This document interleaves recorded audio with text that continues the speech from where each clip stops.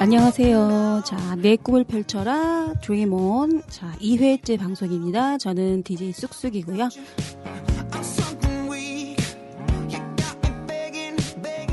지난번에는 전주에서 꽤 유명 스타, 국내에서도 유명 스타고 앞으로 국제적으로 스타가 될 수도 있는 그 사업가이시죠. 한복남 그 사업의 대표 박세상 씨 인터뷰했고요. 오늘은 또 전주의 아름다운 골목에서 뭔가를 지금 도모하고 계신 2회째 게스트 소개해드리겠습니다. 안녕하세요. 누구세요? 안녕하세요. 저는 전주 남부시장 골목 안에서 바느질 공방을 운영하고 있는 윤슬기라고 합니다. 아, 거기가 남부시장 소속이에요? 네. 느낌은 남부시장. 왠지 중앙시장인데. 네, 남부시장. 아, 남부시장이구나. 그러시군요. 아, 반가워요. 네, 반갑습니다. 네. 듣기로는 윤슬기 대표님은 지금, 공방을 따로 하나 갖고 있는 걸로 알고 있는데. 네. 지금 하시는 일이? 저는 자수랑 바느질 작업을 해서 완제품을 뭐 판매하거나 아니면 수업을 하거나 하는 일을 하고 있어요. 네네. 아, 근데 바느질을 좋아하기엔 조금 very young 하신데 몇 살 혹시 되시는지 여쭤봐도 될까요? 네, 28살이고요. 네. 작업실은 22살부터 열어서 네, 시작했습니다. 22살이면 대학교 졸업하기 이전부터 하신 건가요? 네. 오, 오늘 스토리 굉장히 흥미로울 것 같은데요. 자, 오늘 저와 함께 좀 집중해서 우리 윤슬기 대표님의 스토리를 들어보도록 하겠습니다. 제가 여기 게스트로 모시는 분들은 특징적으로 전주의 보물들이에요. 그래서 스토리를 들으시다 보면 아마도 많이 얻어가시는 것도 있을 거니까 처음부터 천천히 인터뷰하겠습니다.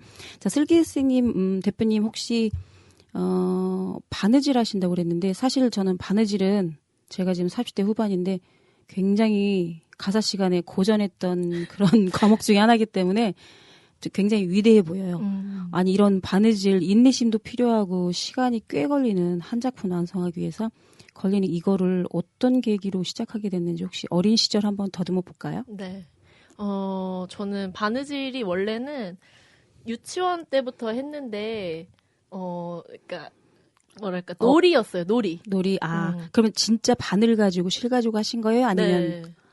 실제로 하시면서? 왜냐면은 이걸 제가 뭔가 인터뷰할 때마다 얘기해서 엄마를 고통에 빠뜨리고 있는데요.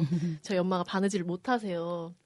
그랬는데 이제 어렸을 때 가지고 놀던 뭐 인형이나 제가 좋아하는 거가 망가졌는데 엄마는 그냥 뭘 그거 귀찮게 꾸매냐. 방치. 이제 뭐 다른 거 가지고 놀아라 이렇게 말씀하셨는데 어릴 때는 뭔가 애착이 있는 물건에 대해서 또 소중하게 생각을 하니까는 그거를 이제 동생이랑 둘이 뭐 병원놀이처럼 해서 망가진 인형 꼬매주기도 하고 뭐 아무튼 천으로 된 것들이 망가지면은 바느질을 하는 그런 것들을 하고 그러다가 이제 초등학교 때 어떤 천연 염색해서 하는 프로그램을 참여를 하게 돼서 초등학교 때요? 네. 이제 천연 염색을 하고 그걸로 주머니를 만드는 그런 프로그램이었어요. 아, 천연 염색도 기본적으로 하고 주머니 만드니까 약간 바느질하고 조금 연관이 있네요. 하고, 네. 그래서 이제 그 후로 이 주머니 이렇게 만드는구나. 알아서 주머니를 만들어서 선물 이제 주변 사람들한테 많이 하고 그렇게 쭉 이제 어렸을 때부터 놀이로 하다가 주변 사람한테 선물하다가 고등학교 때부터는 이제 만든 거를 팔기 시작했어요, 제가. 초등학교 때 그러면 작품이라고 말하기엔 좀 그렇지만 어린 아이의 손에서 네. 뭔가 이렇게 만들어져가지고 나왔기 때문에 꽤 칭찬 많이 받았을 것 같아요. 네. 그게 아마도 좀 도움되지 않았을까요? 그렇죠. 근데 지금도 마찬가지인 것 같아요, 이제. 지금도 여전히 칭찬 들으시면 좋으세요? 네, 그래서 계속 할 수 있는 것 같아요. 아, 프로인데도? 네. 그러니까, 누군가 와서, 모르는 사람이 와서 그냥 되게 냉정하게 평가하는 거잖아요, 저를.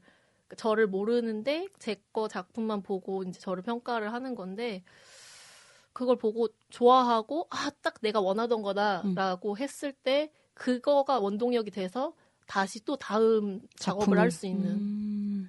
아까 말씀드린 것처럼 저는 가사 시간이 굉장히 괴로웠거든요. 그래서 네. 이렇게 그냥 뜨개질로 하는 그냥 일자 머플러 뜨는데도 누구의 도움 없이는 못했어요. 네.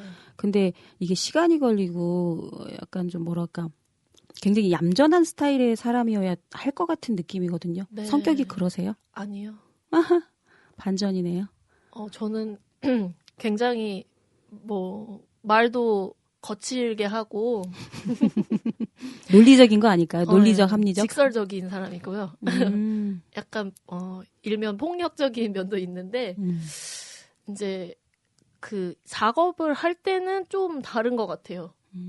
좀 원래 평소 일상생활 할 때의 성격은 좀 약간 털털하다고 할까요?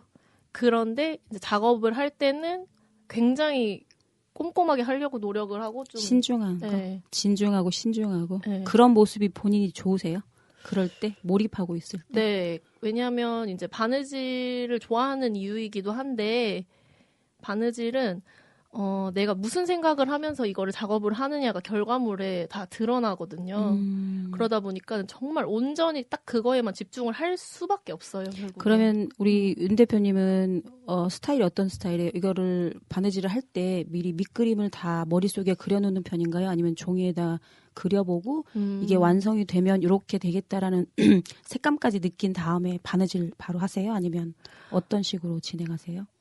저는 주로 이제 원단을 딱 봤을 때, 이거는 어떤 크기의 어떤 물건을 만들면 좋겠다라는 거를, 그게 느껴지면은 딱 그 원단을 구입을 하는 거거든요. 그러니까 이미 원단 살 때부터 사실은 어떻게 쓸 건지가 정해져 있어요. 이거는 음악가가 어떤 환경에 갔을 때 네. 어떤 가사로 어떤 음율로 작곡 작사를 할까하고 똑같네요. 그 비슷한 느낌일 수도 있을 것 같아요. 근데 딱 보면 이거는 어떤 데 써야 하는 거구나라는 그런 이미지 같은 게 떠올라요. 네네. 굳이 이렇게 하지 않아도. 네. 그럼 지금도 작업하실 때는 그런 밑작업 하지 않고 바로 그 재질 보고 그거 보고 이제 크기, 사이즈, 그다음에 느낌 가지고 시작하세요? 네. 이제 패턴을 보면 이제 그러시구나. 근데 너무 놀라운 게 이제 초등학교, 중학교 때까지는 이제 상업적으로 이제 판매를 하지 않았는데 네. 살짝 듣기에 금방 놀라운 거는 고등학교 때부터 판매를 했다고 그랬는데 주 고객은 누구고 구매해 주세요라고 말을 했어요? 아니면 너무 괜찮아서 주변에서 칭찬 겸으로 구매를 해준 건가요? 그때 이제 처음에는 제가 만든 인형을 보고 고등학교 때 친구가 이거 내가 어떤 뭐 해파리 모양이 갖고 싶은데 그걸 만들어주면 내가 살게. 주문 제작. 네. 처음에 딱 그 친구가 그렇게 얘기를 해서 여태까지 나 선물만 했는데 이거 내가 만든 걸 누군가 살 수도 있는 거구나. 그리고 그 전에 이제 중학교 때부터 홍대 프리마켓 같은 데 다니면서 홍대까지 갔어요? 네. 다니면서 나도 20살 넘으면 저런 거 하고 싶은데? 그렇게 생각을 했었어요. 왜냐면 그때도 쭉 만들고 있었으니까 뭔가를. 그러다가 꼭 홍대 아니어도 괜찮은가? 라고 생각하던 참에 그래서 이제 친구들한테 좀 만들어서 팔고 하다가 전주에서 처음으로 프리마켓이 생겼었어요, 그때. 한 10여 년 전이겠네요. 그죠? 네, 10년 좀 넘은 것 같아요. 그래서 이제 거기에 뭔가 주최하는 분 중에 한 분이 저랑 원래 알던 사이였어요. 그래가지고 혹시 너 만드는 거 판매해보지 않을래? 이렇게 제안을 하셔서 그분이 보셨구나. 작품 보셨죠? 네네. 중학교 꾸준히? 때부터. 진지하게 하시는 건지 알고 또 네. 아마도 작품도 괜찮았으니까 아마도 기회를 주신 것 같아요. 되게 그분도 굉장히 오픈마인드네요. 고등학생인데도 불구하고 초대를 해서 한 명의 밴더로 그렇죠. 아티스트로 딱 인정을 한 거니까. 네, 저 빼곤 다 대학생이었거든요. 그때 기분 어땠어요? 이게 될까? 걱정하셨구나. 그러니까 내 주변 사람 말고 완전히 타인이잖아요. 타인이 과연 내가 만든 거를 돈을 내고 살까? 이런 거가 있었는데 처음에 나갔는데 사람이 별로 없는 그런 곳이었는데 지금으로 하면 전북대 코앞 거기였어요. 그랬는데 생각보다 막 사람들이 관심을 가져주고 산다고 하고 그러는 거예요. 가격 정하는 게 굉장히 힘들었죠. 그렇죠. 네. 근데 어쨌든 잘 팔렸고 결국에 막 고등학교 때 이렇게 한번 마켓 나가면 뭐 하루에 막 10만 원 벌고. 어머니는 혹시 그걸 아셨어요? 혹시? 알죠. 그러면 그 10만 원 딱 하면 갖다 드렸나? 흰 봉투에 넣어서? 다시 원단을 샀죠. 역시. 아, 진짜 그걸 너무 즐기시는구나. 네, 왜냐면 돈에 취하지 않고. 원단이 고등학생 용돈으로 살 수 있는 원단이 아니었거든요. 이제 초중고등학교 때부터 계속 했으니까 이게 일반적으로 시작한 한두 해 했던 분들보다는 조금 더 규모가 있는 작품을 했을 것 같아요. 그러니까 원단도 좀 더 쉽지 않았을 것 같은데 가격이. 아, 그때는 저는 이제 고등학교 때는 돈이 없었기 때문에 작은 인형 위주로 만들었고 그때 또 저 혼자 작업을 한 게 아니고 동생이랑 같이 했었어요. 동생도 재능 있어요? 네, 오. 동생도 잘하는데 저보다 훨씬 더 꼼꼼한 스타일이고 동생은 저는 약간 원래 성격이 반영돼서 지금 들어보니까 어머니의 그 그냥 무방비 상태의 그 어머니 때문에 나처럼 이렇게 가사 시간에 그 싫어하는 그 성향 때문에 두 따님이 이런 쪽에 바느질 쪽에 이제 예술가적인 거를 또 할 수 있게 기회를 주신 것 같네요. 아마도. 그렇죠.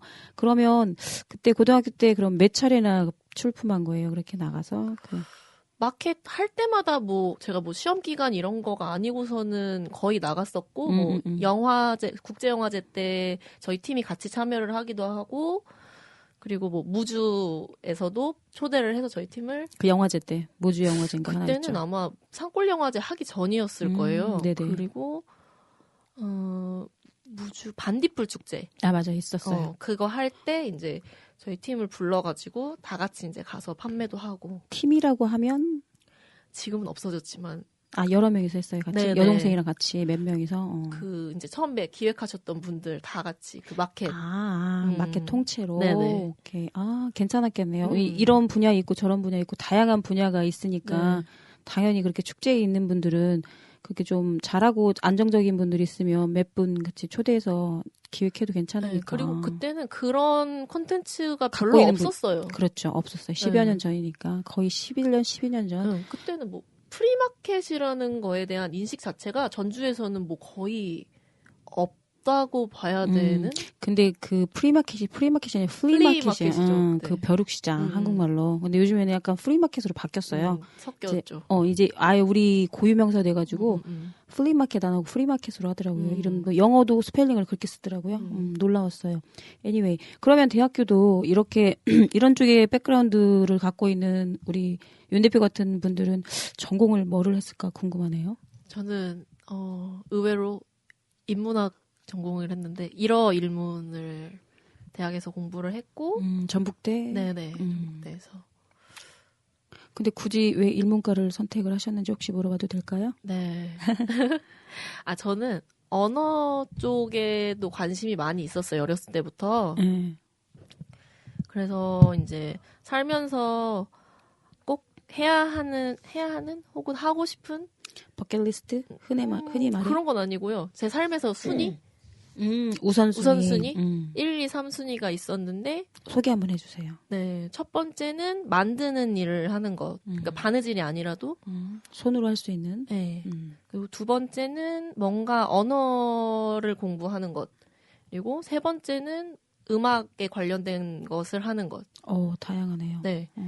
그랬는데 이제 1순위였던 만드는 일로 전공을 하려고 했었는데 이제 수능을 망치는 바람에 원하던 곳에 가지 못하게 됐고 그래서 고민을 하던 참에 이제 친한 교수님께서 사람이 늘 살면서 1순위만 하면서 살 수는 없다. 근데 너가 1, 2, 3순위 중에서 뭔가 다른 걸 우선으로 하고 그러면서도 계속 뭐 다른 순위에 있는 것들을 병행하면서 살 수도 있다라는 이야기를 해주셨어요.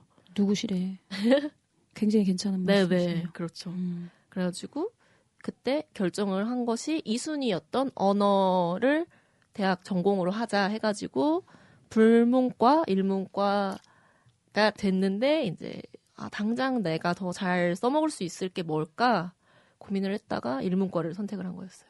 잘하셨다. 왜냐면 프렌치 자수 이런 것도 있긴 하지만 일본 분들이 손으로 하는 거에 대한 그렇죠. 거는 완전히 오타쿠 기질들이 있는 분들이 많아서 굉장히 깊어요. 제가 기억하기로는. 맞아요. 그래서 나중에 혹시라도 기회가 되시면 전시회 할 때 일본에서도 전시회 한번 생각해봐도 괜찮을 것 같은데요. 네, 2번 정도 했습니다. 이미 했어요? 네. 일본 가서? 네. 오 마이 갓. 내가 지금 누구 모신 거예요? 이미 유명하신 분을 모셨네. 아, 그러시구나. 근데 아까 그 전공을 1순위에 있던 걸로 할까 했다고 했는데 만약에 갔더라면 무슨 전공이실 것 같아요?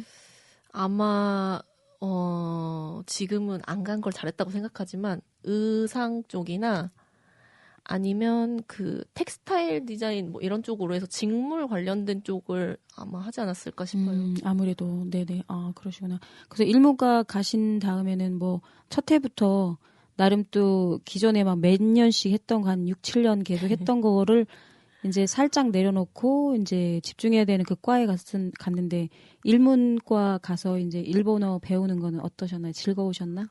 네, 관심이 일단 있었으니까 재미는 있었는데 사실 1학년 때는 제가 학교를 계속 그만두겠다고 했었어요. 아, 왜 또?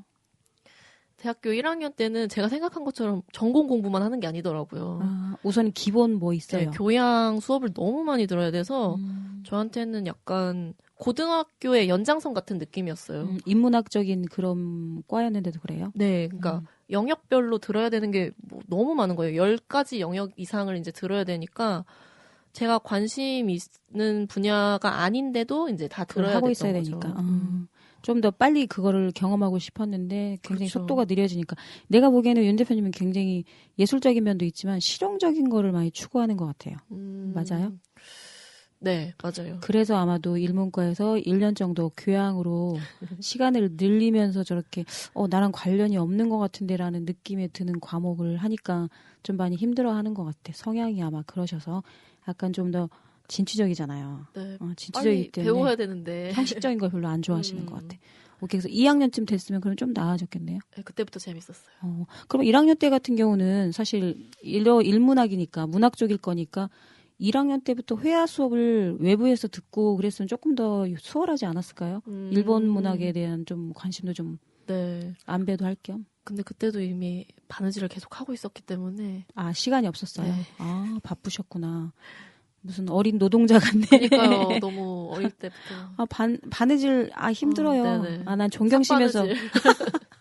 존경심에서 오늘 초대를 했는데, 왜냐면 나는 못하는 분야고, 또 이게 얼만큼의 그 인내력이 필요한지 내가 알기 때문에, 한 자리에서. 그래서 2학년 때부터 좀 괜찮아졌고. 네, 재밌었어요. 그래서 뭐가 그렇게 재밌던가요? 저는 번역하는 게 되게 재밌었어요. 2학년 때부터 번역했어요? 이게 쉬운 거부터 이제 하니까는. 그래서 뭐 시나 소설, 희곡 뭐 이런 것들 번역하는 게 너무 재밌는 거예요. 당연히 힘들었지만. 성취감이 아무래도 있죠. 네네. 처음에는 아마도 일본 문화 몰라서 우리식으로 번역된 게 몇 개 있을 거예요. 근데 나중에 지나고 보면 그것도 내 족적이니까 맞아요. 그 과정을 거쳐야지 좀 번역이 되니까 저도 또 영어 쪽 하는 사람이라 그 느낌 알죠. 네. 자, 3, 4학년 때까지는 그러면 이제 바느질 하는 것과 일문학 전공하는 것의 그 균형감을 잃지 않고 계속 쭉 나간 거예요? 네, 그래서 3학년까지 이제 일단은 쭉 하고 대학을 다니다가 휴학을 했어요. 그리고 가게를 연 거였는데, 그 교수님이 또 다시 등장하는데, 그 아까 전에. 아까 멘토 네네. 해주신. 교수님 다시 등장하시는데. 조남 얘기해도 돼요. 나중에 이 테이프, 이 녹음된 파일을 보내드리면. 네네. 강신욱 교수님. 강신욱 교수님. 강신욱 교수님. 네네. 일문과 교수님이세요? 아니요, 영문과. 이거 발이 넓으셔. 역시 진취적이라 여기저기 또 아는 분도 많고 네트워크 좋으셔서. 그분도 우리 윤 대표님 거 그 작품의 팬이었나? 구매자? 제가 그냥 어렸을 때부터 원래 알던 분인데, 그러니까 나이 차이는 정말 많이 나죠, 교수님이시니까. 근데 그분이 굉장히 열린 마음을 가진 분이셔서 너랑 나랑 나이 차이가 많이 나지만 우리는 그냥 친구처럼 토론할 수 있고 이야기할 수 있다라고 말씀을 하시는 분이었어요. 그래서 이제 그분께서 저한테 휴학하고 나니까 너는 나중에 뭐 하고 싶냐고 졸업하면 휴학 전에 휴학 후에 휴학 후예요. 그렇게 물어보셔서 저는 졸업하고 나서 좀 직장 생활을 하면서 돈을 모아서 가게를 차리는 게 꿈이라고 그렇게 말씀을 드렸더니 왜 지금 못하냐고. 휴학을 해서 이미 마음을 먹고 있었는데 거기다 또 불을 당기셨네. 그렇죠. 그 가게를 열려고 휴학을 한 건 아니었는데요. 살짝 작게라도 뭔가 하자 해서 그만둔 거예요? 휴학을? 아니요, 휴학은 그냥 정말 제가 너무 바느질하고 공부만 해가지고 좀 나도 놀아봐야 되지 않을까? 그 일어인문학 전공하는 그 학생 타임을 네. 약간 좀 더 바느질 않는 시간으로 조금. 졸업을 하면은 놀 수 없을 것 같았어요. 그래가지고 나도 좀 노는 것도 좀 해보자. 어떻게 보면 한 템포 느리게. 네네. 그랬었는데 그렇게 말씀하시면서 뭐한테 문제될 게 뭐가 있냐고.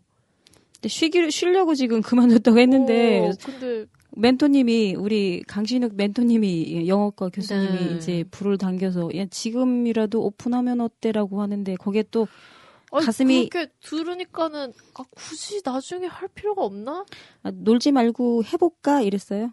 네, 그래서 그게 얼마나 준비해서 오픈한 거예요? 그때 저한테 문제가 되는 게 뭐냐고 물어보셨는데 아무래도 돈이잖아요. 그렇죠. 네, 돈이라고 말씀을 드렸고 그거밖에 문제되는 게 없냐? 음흠. 너가 돈만 있으면 할 수 있어? 뭔가 또 수상한데 왠지 말씀하신 거예요. 교수님이 돈을 그랬는데 그래서 제가 저도 가만히 생각을 해봤죠. 네, 돈만 문제인 것 같아요. 저 잘할 수 있을 것 같아요. 그랬더니 그러면 이거 방송에 나가면 안 될 것 같은데. 하셔도 돼요. 네, 내가 너한테 네 꿈에 투자를 하겠다고. 멋지다. 네, 돈을 빌려주셨어요. 교수님 전화번호 좀 주세요.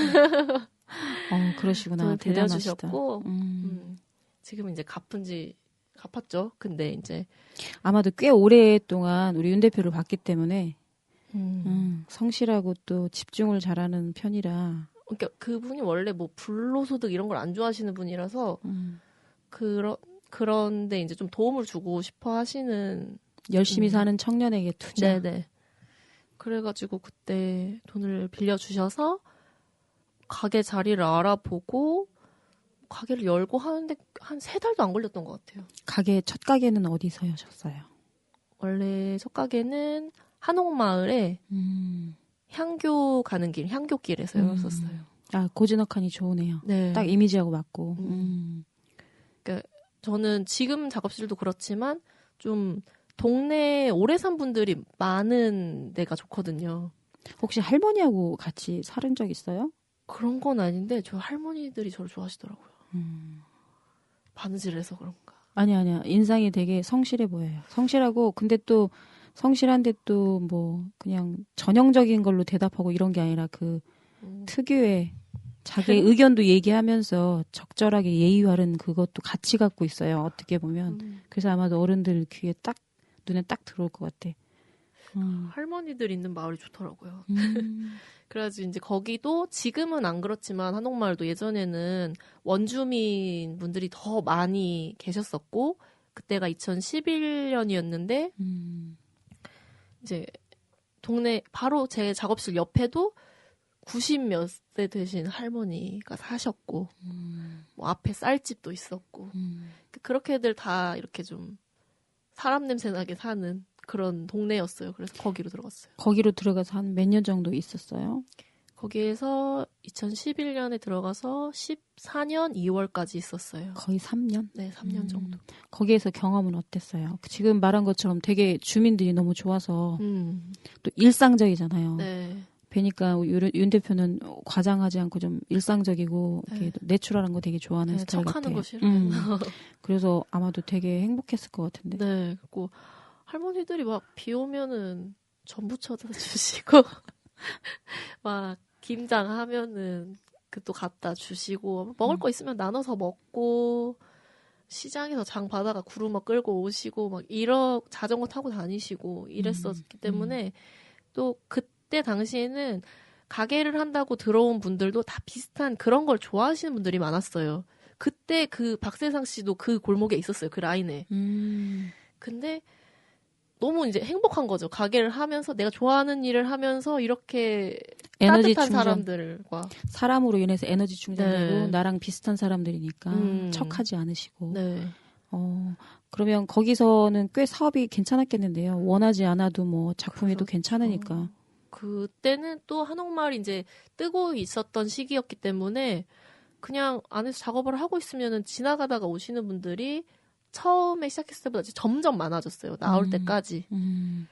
그래서 처음에는 그래서 좋아서 한 일이었는데 어느 순간 되게 일로만 제가 이걸 하고 있는 거예요. 아, 이제 많이 너무 몰입하고 손님도 많아지고 요구도 네. 많아지니까. 감당을 할 수 있는 수준이 아니었어요. 혼자서 이제. 그래가지고 제가 가게 하면서 제일 걱정했던 거는 이게 내가 가장 좋아하는 일인데 혹시 내가 이 일을 싫어하게 되면 어떡하지? 였어요. 원래 막 그런 말 많이 하시잖아요. 제일 좋아하는 일은 직업으로 하는 거 아니다. 취미로 해야지. 근데 그게 정말 무서웠는데 그런 시기가 찾아온 거죠. 왜냐하면 그러니까 일이 싫어졌다기보다는 거기 너무 이제 제가 지쳐버린 거예요. 에너지가 다 소진됐어요. 그리고 1년 동안 가게만 하다가 다시 복학을 해서 병행을 하게 됐거든요. 마지막 1년 해야 되니까. 네. 그리고 4학년 때 또 제가 그때 왜 그랬는지 모르겠지만 또 졸업 논문을 쓴다고 한 거예요. 논문 필수 아니에요? 논문을 쓰거나 혹은 자격증 1급을 따거나였어요. 근데 저는 또 자격증 이런 거에 대한 별로 신뢰를 안 하는 거죠. 신뢰하지 않기 때문에 자격증만큼의 실력이 안 되니까 안 네. 되는 거를 많이 봐서. 너무 그냥 그런 진짜 나한테 도움되는 거. 잘 모르겠는 거예요. 되게 의미 없다고 느껴졌어요 그때. 그래서 그러면 나는 번역하는 거 좋아하니까 논문 써보자 해서 이제 한국에 번역본이 없는 책을 일본에 가서 사와서 이제 그거를 번역을 하고 그거에 대한 뭐 내용들을 좀 썼었어요. 쉬웠어요? 아니면 원활했어요?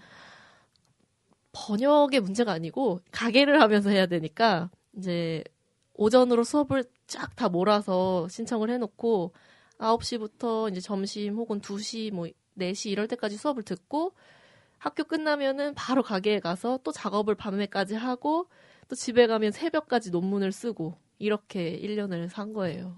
논문 하려면 꽤 그 집중력이 정말 고도의 집중력이 필요한데. 네, 근데 뭐 막 그렇게 논문이 엄청 높은 수준을 요구하는 그런 건 아니었어서 다행히 너 할 수는 있었는데 어쨌든 시간이 많이 들어가잖아요, 번역이. 그러다 보니까 24시간밖에 없는데 자는 시간 외에는 저는 쉬지 못한 거죠, 계속. 그래서 이제 많이 지쳐 있었고 또 점점 사람도 많아지니까 감당이 안 돼서 좀 힘들더라고요. 그때가 2013년쯤이에요? 네, 13년, 12년, 13년. 그러면 그걸 어떻게 돌파구를 어떻게 위기를 어떻게 모면했나? 그러면 제가 이제 졸업 논문을 마무리하는 날, 제출하는 날이 제 첫 번째 전시 DP 하는 날이었어요. 어이구. 뭐든지 겹치잖아요, 꼭 힘든 일이. 저기 일중독자 같아. 네. 이제 안 하려고 하다가 보면은 어느새 또 일에 다 여러 가지가 뭉쳐져 그러니까요. 있고. 그래서 그거를 논문을 제출을 하고 파주로 가서 파주까지? 네. DP를 하고 새벽까지. 거기서 전시였어요? 네. 왜 또 전주에서 안 하고 또 파주까지? 헤이리에서. 헤일이? 네. 아. 그래서 이제 그때부터 이제 조금씩 나아지기 시작했어요. 새로운 사람 파주에 가게 되면서 그게 또 어떤 다른 전환점이 돼서 새로운 분들, 다양한 분야의 사람들을 좀 만나게 됐어요, 많이. 그게 세상에 이렇게 이런 다양한 일을 하면서 살아가는 사람들 있구나. 재밌게 사는 사람들 있구나. 그걸 이제 보게 된 거죠. 또 다른 거를. 그래서 다시 이제 어차피 논문도 끝났고 대학교 기말고사도 끝났고 이제 모든 대학 그 과정이 끝났기 때문에 다시 일에만 집중할 수 있게 좀 즐겁게 다시 시작할 수 있는. 어떻게 보면 그 전시가 휴식이었네요. 네, 근데 정신적인 휴식. 힘들긴 했지만. 바로는 좀 힘들었어요. 전시 딱 DP 끝내고 나서는. 그냥 후련할 줄 알았는데 되게 사람이 무기력해지더라고요. 너무 달리니까. 네. 허무한 건가요? 네. 너무 열심히 몇 달 동안 달리는 것만 해가지고 딱 멈췄는데 도착을 했는데 나 이제 뭐 하지? 허무감 약간. 네네 그런 생각이 처음으로 그런 감정을 느꼈었는데 이제 조금 그 후에 쉬고 다양한 사람 만나면서 얘기도 하고 하다 보니까 다시 에너지를 또 이제 충전을 해서 그렇게 헤이리까지 가고 파주 진짜 거기 진짜 가장 트렌디한 곳이잖아요. 무슨 많이 새로운 걸 도전하시는 분들이 헤이리 쪽에서 많이 영감 얻으시던데 네. 그렇게 전시하고 나면 욕심이 맞다. 그런 욕심은 없지. 내추럴한 거를 좋아하고 일상적인 걸 좋아하니까 좀 더 넓은 데로 가서 도전할까 이 생각은 살짝 안 했어요? 네. 지금도 저한테 전주 말고 다른 지역에서도 해보는 건 어때? 이렇게 말씀하시는 분들도 있는데 저는 그냥 딱 요 정도가 좋아요. 다들 어떤 면에서는 그럴 거 아니야. 멘트가 시작이 아예 아깝다. 이걸 좀 더 큰데 홍대 가서 맞아요. 뭐 거기 가서 대단한 자기 실력을 좀 펼치면 더 인기도 많아지고 뭐 돈도 더 벌고. 돈도 더 벌고 뭐 하고 싶은 거 다 할 수 있는 그런 거 할 텐데 앉아갖고 계속 전주에 그렇죠. 바느질만 하면서 그것도 또 보면은 일정한 보니까 코너를 찾아다니는 것 같은데 약간 웅크리고 앉아 있을 만한 맞아요. 편안한 공간. 그러면 그 한옥마을 정리를 하고 나서는 바로 쉼 없이 그 다음 장소를 알아본 거예요? 아니면 잠깐 쉬었어요? 아니요, 쉬는 시간은 없었어요. 여행도 안 가요? 그래서 가끔 여행을 가요. 1년에 한두 번. 일하는 도중에 일을 네. 딱 멈추지 않고. 네. 그럼 두 번째 장소는 어디로 또? 사실 1.5가 있었는데요. 지금 작업실이 있는 골목이기는 한데 남부시장에 거기를 이제 공사를 하는 기간이 3달 이상이 걸려가지고 잠시 머물렀던. 네. 그래서 임시 작업실이 있었는데 지금은 저희가 엄청 존경하고 저의 약간 절친 같은 분인 루비 한복 선생님네 작업실 옆 칸이 비어 있었어요. 그래가지고 정말 작은데 평수도 한 10평도 안 될 것 같은. 내 눈에는 안 작아 보이던데. 네. 너무너무 아름답고 너무너무 탐나는 장소. 정원도 있고. 거기 말고 그 전에. 그 전에? 네. 10평 정도? 네. 그 10평도 안 됐을 수도 있어요. 근데 거기에서 이제 임시 작업실을 하면서 지금 작업실 공사를 하고 기다렸다가. 네, 3달 정도 기다렸던 것 같아요. 그러면 그 1.5 그 가게 들어갈 때 네. 이미 지금 있는 현장으로 들어갈 걸 예지견하고 그게 3개월 머문 거였어요? 아니면 공사 중이었어요, 이미. 이미 네. 이미 어레인지가 돼 있던 네, 거구나. 왜냐면 이제 한옥마을에서 이제 새가 너무 올라서 감당을 할 수 없는 수준이 되어버렸기 때문에 저뿐만 아니라 똑같네요. 네, 많은 분들이 뭐 쫓겨났죠. 그러면 그 전에 그 향교 그 근교에 있던 그 어르신들 90세 드신 어르신이랑 네. 그 전 부쳐주고 뭐 시장 같이 보고 같이 음식해 먹던 분들 다 지금도 그 자리에 계신가요? 건물 자체가 거의 없어졌어요. 건물이 사라졌어요? 네.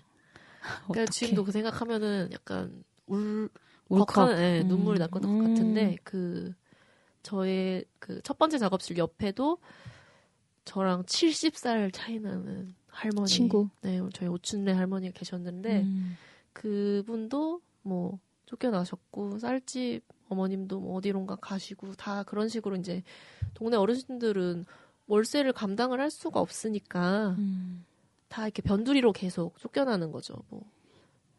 소위 말해 젠틀리피케이션. 네, 그렇죠. 그러시구나. 많이 힘들었겠네. 새로 넓은 공간 가는 것도 좋았지만 그 정들었던 분들하고 헤어지는 게 그리고 또 그분들이 또 더 나아지는 상황이거나 현상 유지라도 할 수 있는 상황이었으면 덜 마음이 아플 텐데 또 정 많고 또 그런 윤 대표는 또 그분들도 나이 드셨는데 그렇죠. 그 나이에 딴 데로 쫓겨나시거나 이동하시면 심리적으로 되게 스트레스 많이 받으시거든요. 맞아요. 진짜 많이 힘들어 하셨어요. 저 나가기 전에 먼저 그 할머니께서 나가셨는데 옆집 할머니께서 빛도 안 들어오는 집으로 이사를 가신 거예요. 그리고 지나다니는 사람도 없고. 왜냐면, 외롭겠다. 네. 원래 이제 한옥마을에 그 향교길에 계실 때는 그냥 동네 사람들하고 이렇게 왔다 갔다 하면서 얘기도 하고 그냥 집 앞에 의자에 앉아 있으면 사람들 지나가다 인사도 하고 먹을 것도 나눠 먹고 이렇게 했었는데 아무도 없는데 이렇게 뭔가 덩그러니 혼자서 살게 되신 거죠. 또 향교 근처는 사계절을 느끼기에 딱 좋은 공간이잖아요. 네, 걷기 딱 좋고 뭐 그런데 너무 힘들어 하셨어요. 저한테 와서 그런 얘기도 하시고 그리고 제 걱정도 하시고. 지금도 연락하세요? 몇 분하고는? 아니요. 그러니까 이웃 가게를 하시던 분들하고는 연락이 되는데 할머니들하고는 뭐 연락처를 주고받거나 그런 게 아니니까. 또 핸드폰도 없으세요. 제가 보기에는 약간 몸적으로 심리적으로 스트레스 좀 받으셔서 건강이 조금 나빠질 수도 있을 것 같아요. 돌아가셨을 수도 있어요. 그래서 왜냐면. 아마도 이쪽에 와서 찾아보는 것까지도 여력이 안 되실 수도 있어요. 네. 어디를 이동하는 게 쉽지 않으시니까. 그래서 오춘내 할머니 같은 경우에는 제가 이제 엄청 울었거든요. 할머니 나가시고 이러면서 그랬더니 울지 말라고 내가 네가 어디 있든지 너를 찾아갈 테니까 뭐 헤어진다고 이렇게 생각하지 말라고. 지금도 울려고 그래, 윤 대표. 농담하듯이 해야겠다. 엄마한테도 이렇게 잘해요? 아니에요. 자, 눈물 사라지게. 동네 할머니들한테만 잘합니다. 근데 이제 진짜로 제가 작업실을 옮기고 몇 달 후에 점심을 먹으러 나가고 있는데 딱 오춘 할머니가 지나가시는 거예요. 골목 앞을. 그래서 너무 깜짝 놀라갖고 막 뛰어갔어요. 할매! 이러면서 뛰어갔어요. 근데 알고 보니까 몇 달을 저를 찾아가지고 헤매신 거예요? 네. 왜냐면 지도 볼 줄도 모르시니까. 당연하죠. 안 보이지. 안 보이시기도 하고 그런 개념이 없는 시대에 네, 사셨던 그렇죠. 분이라. 그러니까 누가 어디 근처라고 하니까는 그 근처까지는 찾으셨는데 이제 지금 작업실은 큰 길에 있는 게 아니다 보니까 모르셨던 거예요. 나 사실 아는 지인하고 우리 대표님 갔던 그 다음 날 순창에서 온 손님이 있어가지고 너무 소개하고 싶어 네. 갔는데 못 찾았어요. 그러니까 그런 분들 많은데 90몇 세 할머니 어떻게 찾으시겠어요 거기를. 그래가지고 딱 마주쳐가지고 막 끌어안고 길에서 막 그랬었어요. 근데 그 후로는 뵌 적이 없어요.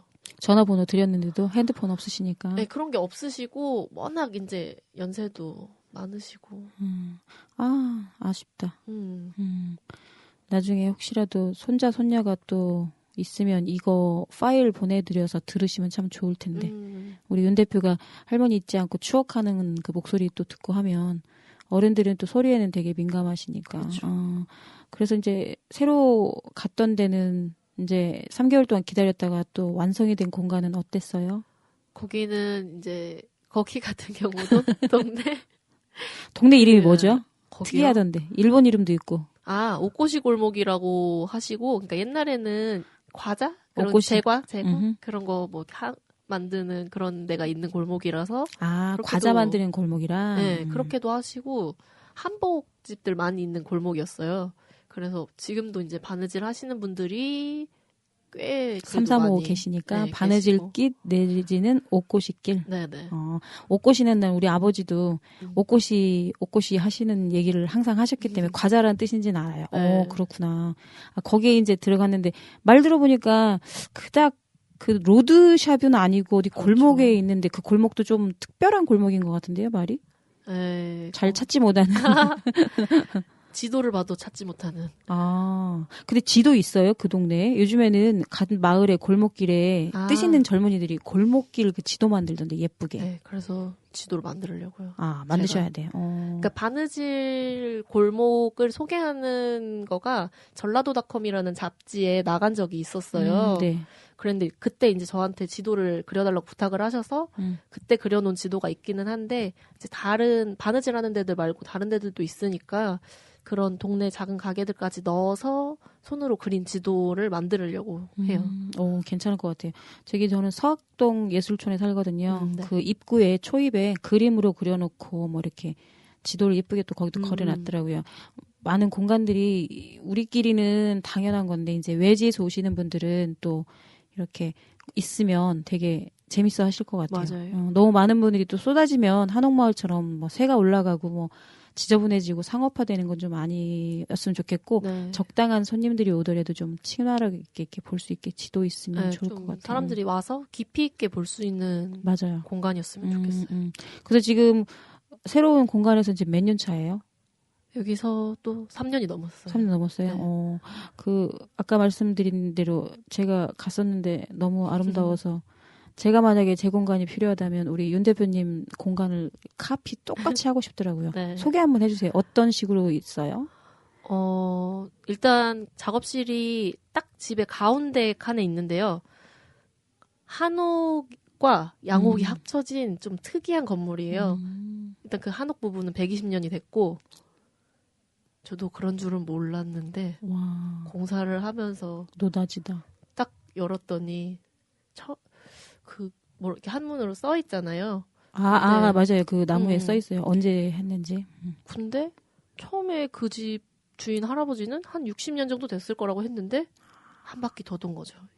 120년. 120년. 근대문화유산 속에 살고 계시네. 네, 1800 몇 년도더라고요. 명성하고 살아계실 때. 막 엄청나더라고요. 네, 뭐 소름 꽉 돋았겠네. 네, 기쁨의 소름. 이게 뭐지?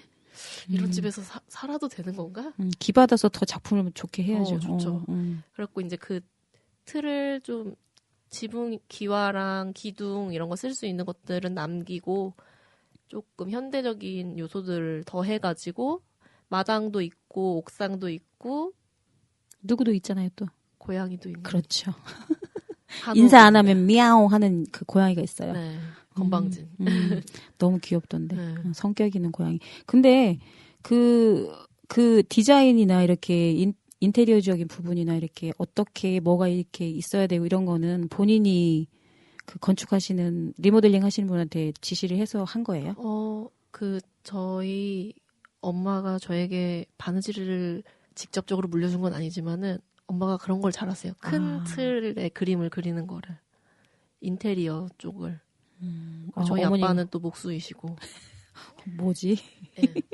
오, 네, 그래가지고 조화롭네. 네. 이제 뭐 저는 당연히 제가 쓸 작업실이니까는 그런 공간에 대한 그림은 있었지만은 전체적인 거는 거의 이제 어머니가 하시고 아버님도 조금 도움 주시고. 네네. 그리고 건축하시는 분도 또 되게 센스 있는 분이셔가지고 간판 같은 경우에 저희가 생각도 못했는데 사선으로 딱 철판으로 해가지고 밖에서도 볼 수 있게. 그럼 그 건축하시는 그분은 아버님 친구분? 아니요. 그냥 완전히 상관없는 분이었어요. 그냥 의뢰를 해서 누군가를 네, 찾았는데 그런 거였어요. 또 그런 쪽에 받아서. 운도 굉장히 좋으시네. 네. 그럼 지금 혹시 동생도 바느질 솜씨 좋다고 했는데 동생하고 같이 하시나요? 동생하고 처음에 한 1년 안 되게 같이 했었어요, 처음에는. 싸웠어요? 네, 싸웠어요. 싸웠는데. 그냥 물어본 건데. 근데 뭐, 이렇게 저희가 원래 둘이 완전 서로 사랑하는 사이거든요. 근데 잘 싸우질 않아요, 저희가. 그래서 어렸을 때부터. 근데 이제 동생 같은 경우에도 좀. 굉장히 꼼꼼하다고 했잖아요. 네, 꼼꼼하기도 하고, 자기 스스로의 가치가 되게 존중받기를 바라는 친구인데, 이제 저랑 둘이 있다 보면은 제가 더 돋보이게 되는 거예요. 이렇게 동생은 약간 저처럼 막 외향적인 스타일은 아니거든요. 처음에 낯 좀 가리고 그러다 보니까 이제 손님들하고 얘기하고 이런 거를 제가 다 맡게 되고 항상 제가 앞에 나서게 되는 거예요. 그래서 동생이 많이 힘들어했어요. 그런 걸. 그리고 자기가 이걸 좋아하지만 어떤 쭉 직업으로 할 만큼은 아닌 것 같다. 재능이 그렇게 있는데도. 네. 그러시구나. 그래서 다른 직업을 이제 동생은 택하게 됐고. 그럼 바느질은 취미로 해요, 이제 친구는? 지금은 동생은? 하는데 일할 때 필요에 의해서 하는데 아주 즐겁게 하죠. 근데 메인이 아니니까. 네, 어린이집 선생님이라서 아이들 교구를 아주 퀄리티가 높게 만들고 있습니다. 인기 짱이겠다. 네, 아이들이 엄청 원장님도 좋아한다고. 엄청 사랑하고. 네, 맞아요. 나중에 미래의 원장님이네. 아유. 막 아이들이 쏟아져 들어올 것 같은데요. 선생님 하면서 나중에 원장님까지 되시겠다. 근데 되게 재능이 손재주가 좋으면 원장님으로서 굉장히 좋은 그렇죠. 퀄리티죠. 그거에다 또 예쁜 색감 감각도 있고 하니까. 그래서 이제 1년 있다가 이제 헤어지고 이제 동생은 유치원 쪽 네, 주로 자신의 하시고. 길을 가고. 우리 대표님 그러면 지금 3년째 됐는데 이제 여기는 이제 완전히 영구적인 공간이에요? 네. 일단 지금 생각에서는 그래요. 그러면 이 골목이 조금 더 알려지거나 좀 색깔이 좀 있었으면 좋겠다는 생각을 하고 있나요? 아니면 기존의 생각처럼 자연스럽게? 네, 자연스럽게 하는 게 제일 좋다고 생각하고 대신에 이제 이 골목에 사시는 분들이 또 워낙 연세가 있는 분들이 많으시다 보니까는 뭐 막 70대 거의 그 정도이시니까 건강도 안 좋고 뭐 이런 분들도 많으세요. 그러니까 언제까지 이 일을 할 수 있을지 알 수 없는 그런 분들. 네. 그러다 보니까 이제 그런 분들의 이야기를 알리고 싶다는 생각은 있는데 그게 어떤 관광 상품이 돼서 막 사람들이 우르르 몰려와서 소비해버리고 이런 마을이 되는 거는 절대로 안 된다고 생각하고 이미 한옥마을에서 그걸 봤으니까. 네. 또 그 일을 겪고 싶지 않고 그 어르신들이 상처받고 이런 거 보고 싶지 않고 그리고 저는 그럼 좀 죄책감이 들 것 같아서 이제는 네, 왜냐하면 제가 아무도 그런 저처럼 이렇게 젊은 사람이 없는 골목이었는데 제가 들어옴으로써 뭔가 들쑤셔 놓은 꼴이 되지 않을까 그런 생각이 들어서 굉장히 조심스러워요. 아무래도 젊은 친구들은 깊이가 어른보다는 좀 덜하니까 그렇죠. 그래서 좀 물 흐릴 수 있다는 그런 약간 본인이 그리고 안 정말 느껴도 되는 선입견. 투기하는 사람들의 뭔가가 손길이 뻗치지 않을까 그런 생각도 들고 근데 아직까지는 뭐 그렇지는 않은데 요즘 슬슬 느낌이 이상해.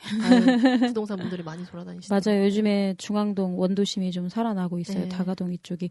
근데 지금도 그러면 그때 향긋길에서 하듯이 너무 바쁘겠지만 지금 사실 녹음도 너무 바쁘셔서 저녁 7시에 지금 하고 있는데 그 뭐 요리도 해먹고 서로 이렇게 음식적인 걸로 왕래하면서 서로 힐링 푸드 같이 드시고 하세요. 요즘도?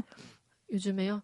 원래 루비안보 선생님하고 잘 그랬었는데 제가 맨날 매일매일 수업이 있다 보니까는 점심을 막 여유 있게 먹을 수가 없는 거예요. 그래가지고 잘 못하는데 선생님께서 조만간 마당에서 고기 구워 먹자고 하셨어요. 두 분만? 아니요.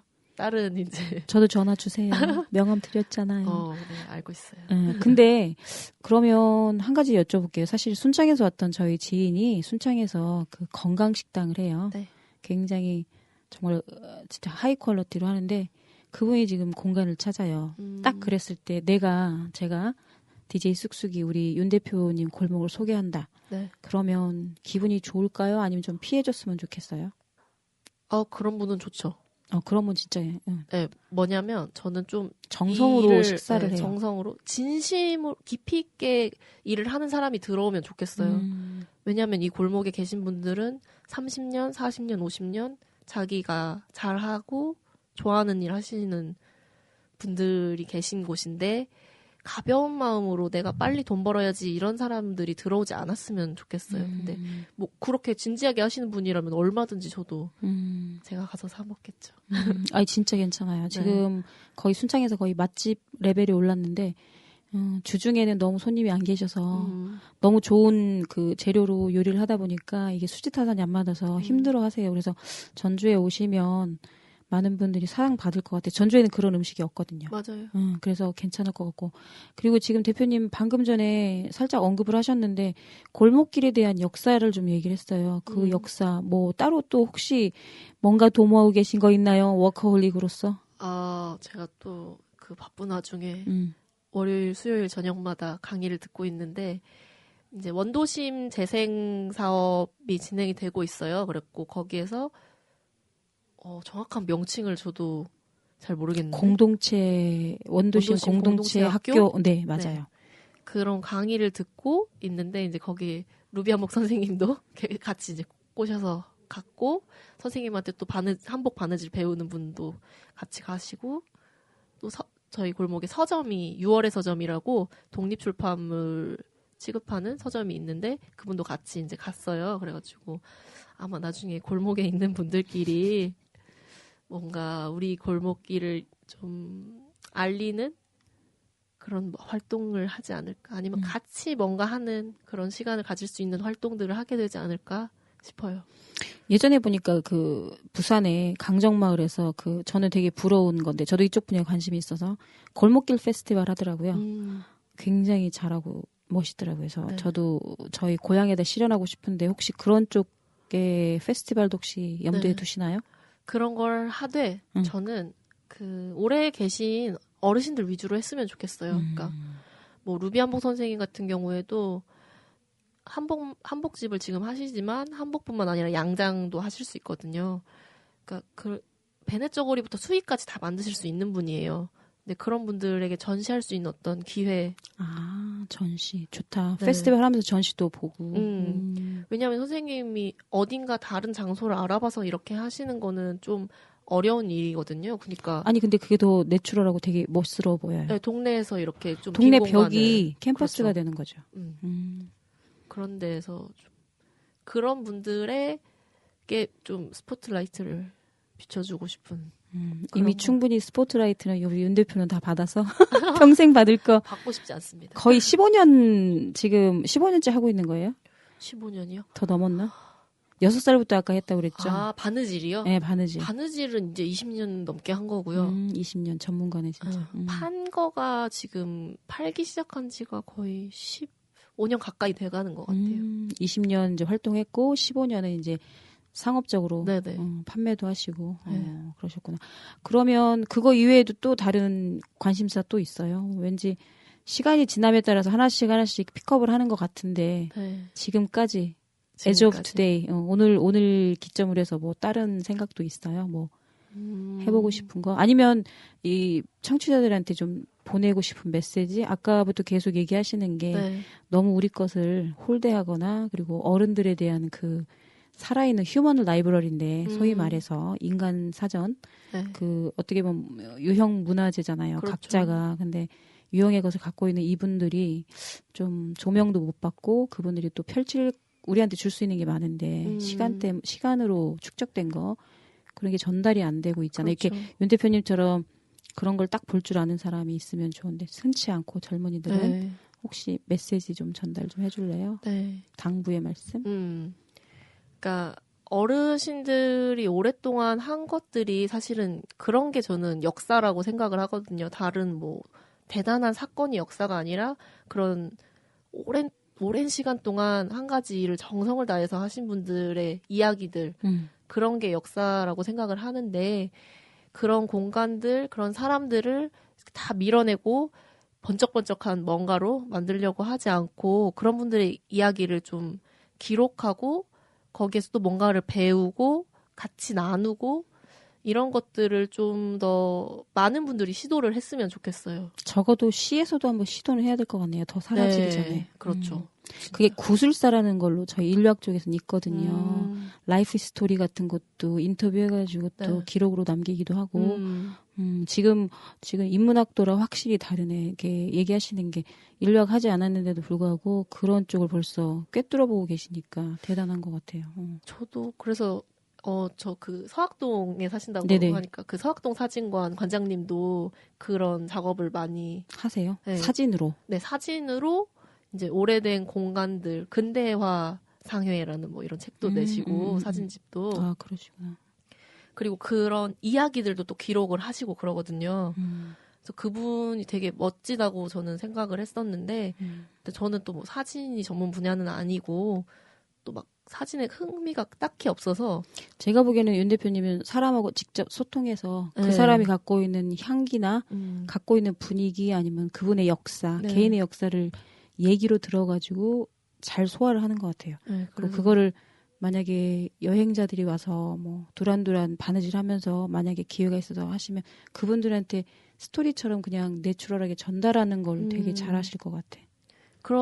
그런 게 굉장히 중요하다고 생각하기 때문에 누군가 해야 하는 일이고 제가 할 수 있는 부분은 하려고 노력을 하는데 그래서 이제 이야기로 하는 것도 있지만은 스티치 전주라는 프로젝트를 올 초부터 시작을 했어요. 그게 뭔가요? 이제 전주에서 제가 좋아하는 공간 혹은 사라진 공간 그런 데들을 그림을 그린 다음에 천에다가 술을 놔요. 그렇게 해서 액자로 작업을 한 다음에 그거에 대한 짧은 글을 또 써서 계속 이제 올리는 작업을 하고 있어요. 그래서 나중에는 이제 가능하다면은 소규모로 출판 작업을 해서 사람들한테 전주에 이런 공간들이 있었고 이런 사람들이 거기에 살았고 그런 것들을 좀 알리고 싶은 그런 프로젝트예요. 네. 와, 본인의 그 재능인 바느질을 가지고 또 할 수 있는 거네요. 네. 그리고 또 나름 또 2차 재능인 남의 얘기를 들어서 소화해서 그거를 또 그 작품으로 승화시키는 거. 네. 근데 너무 28에 맞지 않게 무슨 할매. 아니 40이 넘은 사람 같이 굉장히 깊어요. 어찌 이렇게 저 깊을까? 별명이 예전에 일본 할매라고. 일문학 전공했다고. 그래가지고 일본 할매라고. 일본 할머니 같이 생겼다고. 일본 할머니들이 굉장히 진지하시죠. 깊고 그거 일일비 잘 안 하시고 네. 감정 표현 없지만 깊어요. 깊는 그거는 인정. 그리고 굉장히 문화적인 소양도 되게 또 있으시고. 맞아요. 아이고 오늘 초대 손님으로 2회차인데 너무 박세상 씨도 멋졌고 또 우리 윤슬기 대표님, 네, 대표님도 되게 멋지게 하루하루 잘하고 있는 것 같아요. 전 사실 이 방송 내 꿈을 펼쳐라 Dream On 이 방송을 하게 된 이유는 저번에도 설명드렸지만 어떤 대학생 후배가 요즘 청년들은 무슨 꿈을 꾸니?라고 질문을 던졌더니 언니 우리는 공무원 되는 거 이외에는 그건 꿈은 아니지만 꿈은 없어요 이러더라고요. 그래서 아니 이 좋은 세상에 왜 꿈이 없을까? 왜냐하면 내가 학교 다녔던 25년 전에는 외국에 나갈 수도 없었고 모든 걸 스스로 해야 됐는데 이렇게 좋은 환경에서 왜 꿈을 잃고 살아가나 이게 좀 안쓰러워서 이렇게 박세상 씨도 10년 동안 어떤 분야를 시행착오 겪으면서 다듬어가지고 이제 최근에 좋은 위치에 가 있고 여전히 특징이 또 똑같아요. 우리 슬기님하고 대표님하고 하루하루 잘 하고 싶다는 얘기를 하더라고요. 근데 우리 윤 대표도 지금 한 20년 차지만 15년 동안 또 이런 상업적으로 또 이렇게 판매도 하시고 하는 직업인이 되셨는데 두 분 똑같은 것 같아요. 그래요? 서두르지 않고 하던 거 그대로 하되 귀와 마음을 열고 주변을 보고 또 내가 하는 도중에 소중한 게 있으면 그걸 또 내 작품에다 또 승화도 시키고 그래서 굉장히 커뮤니티하고 같이 가는 모습이 되게 좋아요. 감사합니다. 그래서 이 방송 혹시 들으시면 젊은 친구들 최소한 10년, 15년은 뭔가를 매달려야 되는군요. 네. 그 1회 때도 저도 네. 들었는데 네네. 그 박세상 씨가 며칠 밤을 새워서 해도 지치지 않고 즐거운 일을 찾아야 그만큼은 된다고. 해봐야 된다고. 그렇죠. 저도 그렇게 생각하거든요. 그리고 또 만약에 지금 본인이 뭘 원하는지 모른다면 우선은 다 해보고 네, 놀고 싶은 거 다 놀아가지고 막 이것저것 해봐야 돼요. 결국에는 그게 나중에는 자기를 극한까지 보내다 보면 어떤 게 정말 그럼에도 불구하고 좋아지는지 남는다고 그 얘기했어요. 맞아요. 맞아요. 그래서 윤슬기 대표님도 그런 케이스인 것 같고 오늘은 또 굉장히 인간적인 잘 나가는 사람 대충 보면 또 유병우 씨랑 이런 사람 보면 잘나긴 잘났는데 그 잘난 힘을 주변에다 못 쓰고 그러던데 우리 윤슬기 대표님이나 박세상 대표 같은 경우는 좋은 쪽으로 또 이렇게 같이 풀어가는 느낌이 있어서 오늘 너무 초대 손님 즐겁게 대화 잘한 것 같아요. 오늘 어땠어요, 슬기님? 네, 제가 중간에 울지만 않았으면. 아니 근데 굉장히 좋았어요. 왜냐하면 다른 분들도 좋아했을 것 같아. 왜냐하면 지금 2회차가 조금 더 많이 더 자연스러운 것 같아요. 저는 이제 저도 익숙해졌나 봐요. 근데 그 본인이 갖고 있는 그 감정을 딱 드러내는 게 되게 좋았던 것 같아요. 네. 자, 오늘 출연한 그 소감하고 소감이요? 마지막 코멘트 부탁드릴까요? 네. 이렇게 저 우연히 만나게 되어서 방송에 이제 또 출연을 하게 됐는데 도대체 어떤 얘기를 하게 될까 저도 아무런 이거 다들 모르시겠지만 아무런 사전 질문을 주지 않으십니다. 안 줘요. 네. 그러니까 그래서 저도 무슨 얘기를 하시려나. 그렇게 스토리가 많은데도 걱정했어요? 아니요, 그냥 어떤 질문을 하실지 모르겠는데 제가 되게 싫어하는 게 뭔가 뻔한 그런 질문을 하는 거. 예. 근데 그러지 않으실 거라고 생각은 했지만 어떤 질문을 도대체 하시려나. 또 똑같은 얘기 내가 나가서 하는 거 아닌가 어딘가에 나가서 하던 얘기들. 근데 그렇지 않고 좀 깊이 들어와 주셔서 좋았던 것 같고 앞으로 다른 분들하고도 이렇게 막 깊이 파고드는 인터뷰. 제가 옛날에 그 건설기계 코리아에서 볼보 건설기계 코리아에서 일을 했는데 거기에서 본 엑스커베이터 굴삭기처럼 깊이 팔게요. 그럼 되게 좋을 것 같아요. 듣는 분들도 솔직하게 더. 저도 뻔한 거는 하는 거 별로 안 좋아해요. 네. 그래서 아마도 윤 대표님하고 좀 합이 딱 맞았나 봐. 네, 그런 것 같습니다. 오늘이 사실은 두 번째 만나는 거거든요. 근데 왠지 느낌이 이 친구 뭔가 달라. 스토리를 꺼집어내서 본인이 살짝 잊고 있는 것도 좀 알려주고 싶었고 또 본인이 얼마나 가치 있는 사람인지 또 그 가치를 남들하고 공유해서 그 사람들한테도 좀 임팩트 있게 그렇지만 과장 없이 뭐 실패했어요, 성공했어요 이런 단어 주로 안 쓰고 일상적으로 좀 잔잔하게 감동을 줄 거라고 믿음이 있었거든요. 근데 100% I was right. 오늘 나와주셔서 감사하고요. 윤슬기 씨 지금 하시는 것처럼 슬기 대표님 열심히 하시고 마지막으로 지금 어디에 계신지 그 상호 이름하고 네. 본인 이름 한 번만 클리어하게 한번 해주시겠어요? 네. 발음으로 다른 분들 찾아가서 인사도 좀 하게. 그렇죠. 네. 저는 전주 남부시장 바느질 골목 안에 바늘소녀공작소라는 공방을 운영하는 윤슬기였습니다. 네, 20대 후반 아주 네. 젊은 생생한 청년이에요. 네. 많이 가서 응원도 해주시고 또 그쪽에 저는 되게 작품들이 제가 좀 색깔에 좀 민감한데 보지 못한 색깔로 굉장히 예쁘게 작품을 많이 해놨어요. 한번 남부시장 쪽 오시는 분들 잊지 마시고 우리 윤슬기 대표님 가게 한번 들려보세요. 감사합니다. 네, 감사합니다. 네. 네, 오늘 방송은 전주 시민미디어센터 영심이 후원으로 제작되었습니다. 네, 감사드리고요. 다음 주에 또 멋있는 전주인 한번 모시고 또 인터뷰하겠습니다. 오늘 즐거웠어요, 대표님? 네, 저도 재밌었어요. 네, 감사합니다. 감사합니다.